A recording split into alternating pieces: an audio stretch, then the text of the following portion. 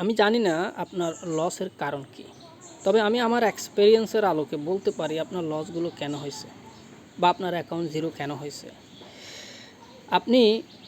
যখন আপনি একটা ট্রেড নিচ্ছেন, নির্ঘাত আপনি ভলিউম বৃদ্ধি করছেন। আপনি কিন্তু প্রথমে ভলিউম বৃদ্ধি করেন না, আপনি সুন্দর করে অ্যানালাইসিস করে একটা এন্ট্রি নিচ্ছেন। ফর এক্সাম্পল আপনি বাই নিচ্ছেন, কিন্তু এরপরে আপনি ভলিউম বৃদ্ধি করে ফেলছেন। কীভাবে? মার্কেট যখন আপনার এগেনস্টে আসতেছে, সেলের দিকে আসতেছে, আপনি প্রথমে যে ভুলটা করছেন, আপনার এসএলটাকে আপনি লম্বা করছেন, এক নম্বর ভুল আপনি করছেন।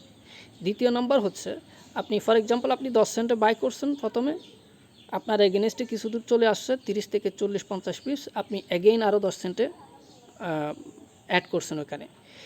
এরপরে আরও যখন 30 পিপস চলে আসছে, 40-50 পিপস চলে আসছে, ওভারঅল আপনার 100 পিপস লসে চলে আসছে, আপনি আরও 10 সেন্ট ভলিউম বৃদ্ধি করছেন।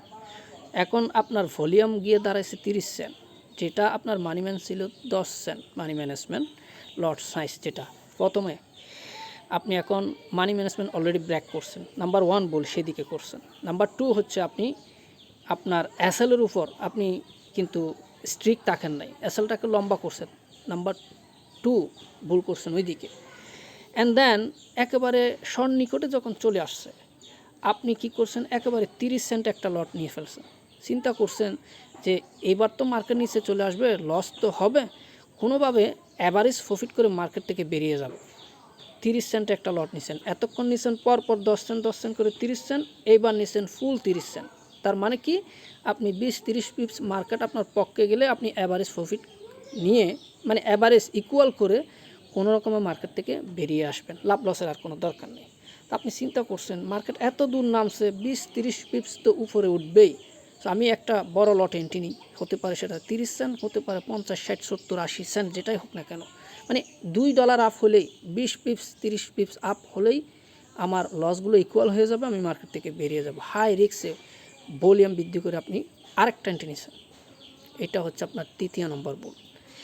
একটা এন্ট্রি ছিল আপনার 10 সেন্ট, ছিল আপনার মানি ম্যানেজমেন্ট লট সাইজ, আপনি সব কিছু ঠিক আছে, কিন্তু পর্যায়ক্রমে একটা এন্ট্রিতেই আপনি পরপর 3-4টা ভুল করে ফেলছেন।